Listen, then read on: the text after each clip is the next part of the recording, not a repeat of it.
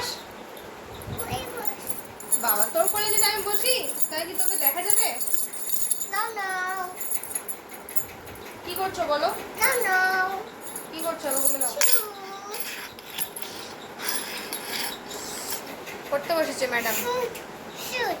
Shoot না, shoot আবার কি? শুটটা কি? হ্যালো বন্ধুরা, welcome back to my channel. কেমন আছো তোমরা সবাই? আশা করছি সবাই খুব ভালো আছো, আমিও ভালো আছি। এখন বাজে রাত্রি 8টা। মেয়েকে নিয়ে বসছি পড়ানোর জন্য। ওকে তো বেশিক্ষণ সময় পড়াই না, এই ধারাপাঠ বইটা পড়াই সম্পূর্ণটা। এই বইটা কী হয়েছে, এই বইটা ওর অনেকটা মুখস্থ হয়ে গেছে, যেমন A to Z, A for Z সম্পূর্ণটা মুখস্থ আছে। A for অ্যাপেল থেকে Z for জেব্রা পর্যন্ত সম্পূর্ণটা মুখস্থ, সরিয়াটাও মুখস্থ আছে ওর। তারপরে কালার, রেড কালার, এগুলো এই কালারগুলো মুখস্থ আছে 1 2। তারপরে হচ্ছে 1 2, আরও অনেক কিছু আছে যেগুলো আর কি বইটার মধ্যে ওর মুখস্থ হয়ে গেছে আর কি। এখন হচ্ছে ওর লেখাটা আর ক খ এই জিনিসটা পড়ানো বাকি আছে। ক খটাও পড়তে চায় না, আর যেটা নাকি লেখানোর ব্যাপারটা আছে, লেখানোটা যে আমার কাছে এমন লিখতে চায় না। এখন নিয়ে বসেছি, ও নিজের মতন করে ওর মতন করে ও আঁকিবুকি করছে। হাই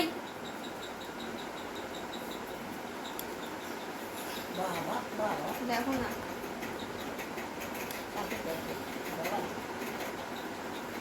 না না, হ্যাঁ মা মা লিখবে, মা লিখবে। তো এখনো ওর মতন করে আঁকিবুকি করছে। নাকটা শুশুর করছে, আমার ঠান্ডা লাগে নাকি কে জানে। কোথায় ছোটা ভীম? ওইটা ছোটা ভীম, তুই জানিস? আর এটা কি? আর এটা আর ওটা তার নিচে এটা এটা অজগর, এটা এটা অজগর সাপ। তো এগুলো ওর পড়া হয়েছে, আর বাদ বাকি যেটা লেখা আছে, লেখাটা তো আমার কাছে লিখতে চায় না। তো পুজোটা বের হয়ে গেলে ভাবছি একটা বিচার দিয়ে দেবো, শুধু লেখাটা শিখিয়ে দেবে এর জন্য। তো লেখাটা শিখিয়ে দিলেই হবে, শুধু বাদ বাকিটা আমি করে নিতে পারবো। এটা হচ্ছে সাপ, অজগর সাপ। এটা কি কালার বলো তো? ওই কি colour? Green colour. Yes, green কালারের সাপ এটা। তার বেশিক্ষণও পড়তে চাইবে না, আধা ঘন্টার বেশিও পড়তে চায় না। ওই প্রতিদিন নিয়েও 7:30 থেকে 8টা পর্যন্ত। এরাম তুই আমার টিপটা নিয়ে ওকে পড়াচ্ছিস? কাকে পড়াচ্ছিস? পাখিকে? পাখি টিপটা তাহলে ভীমকেই পড়া, ভীমকে পড়া। ওই দেখো আমি পড়াই দেবো।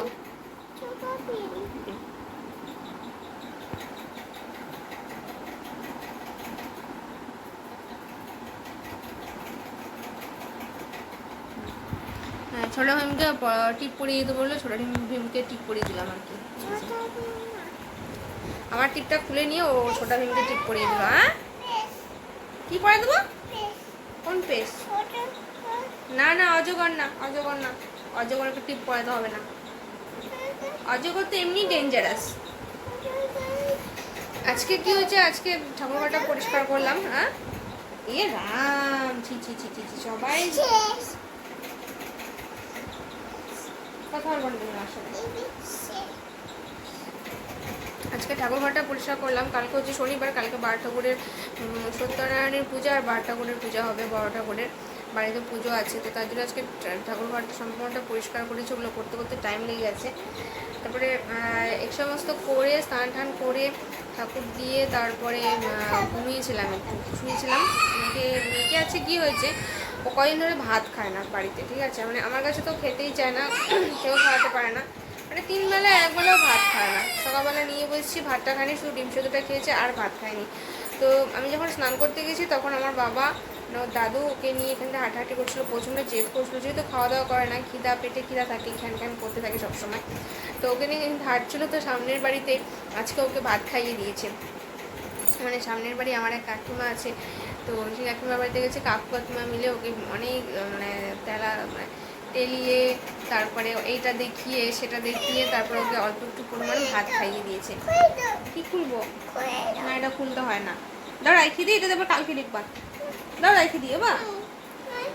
আসলে ওরা তো শোনে না, ও তো কান্নাকাটি করে, যে ও যে কান্নাকাটি করে সকাল থেকে আজকে প্রথমে জেদ করেছে, আর পাশে আশেপাশে সবাই শোনে সেটা, আর খাওয়া দাওয়া করে না সেটা সবাই জানে। তো কাকিমা নিয়ে আমি গিয়ে দেখি স্নান টান করে ঠাকুর টুকুর দিয়ে আমি গিয়ে দেখি যে ওকে খাওয়াতে বসছে। আমি খাওয়াতে পারবে? তো বলছে যে দেখি ওই বাড়ির আরও 2 ভাই আছে, তারা সবাই মিলে বসছে ওকে খাওয়ানোর জন্য। কি করবো কি করবো? ও মা, চুরি করবো কেন আমি? ঠিক, এটা কেন খুলবো আমি? মামি আর না, তোমারটা কোথায়? তোমার চুড়ি কোথায়? তোমার চুড়ি কোথায় বলো? এটা এটা তুমি পরতে পারবে না, এটা মামি অনেক বড় চুড়ি, তোমার হবে না, হবে না তো তোমার। তোমার চুড়ি তুমি পরো, তাও তোমার চুড়ি বের করে দিচ্ছি, এখন চুড়ি পরবে আমার। তো আজকেও এই কাজই করেছে। আর ওখানে ওদের বাড়িতে আজকে করেছিল হচ্ছে চিংড়ি শুটকি। হ্যাঁ, এখন একটা ঘটনা ঘটে গেলো, সেটা হচ্ছে আমি এখানে বসে বসে ভিডিও বানাচ্ছি, আর ভূমিকম্প হয়ে গেল আমাদের এখানে, মানে খুব কম সময়ের জন্য, হয়তো কয়েক সেকেন্ডের জন্য ভূমিকম্পটা হয়েছে, আর আমি কিছু বুঝতেই পারিনি যে ভূমিকম্পটা হয়েছে।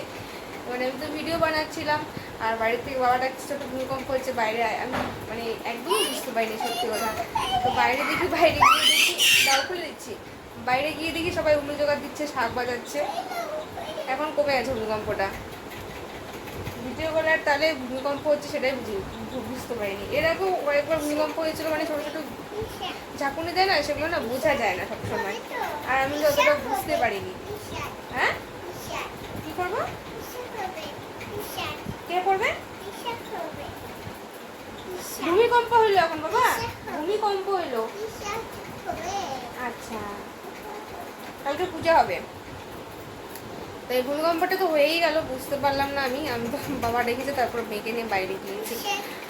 আর কালকে হচ্ছে পুজো আছে বড় ঠাকুরের, তো সেই সমস্ত জিনিস আজকে সব মা অ্যারেঞ্জ করে রেখেছে, বাবা সমস্ত বাজার থেকে নিয়ে এসছে, তো কালকে পুজোটা হবে।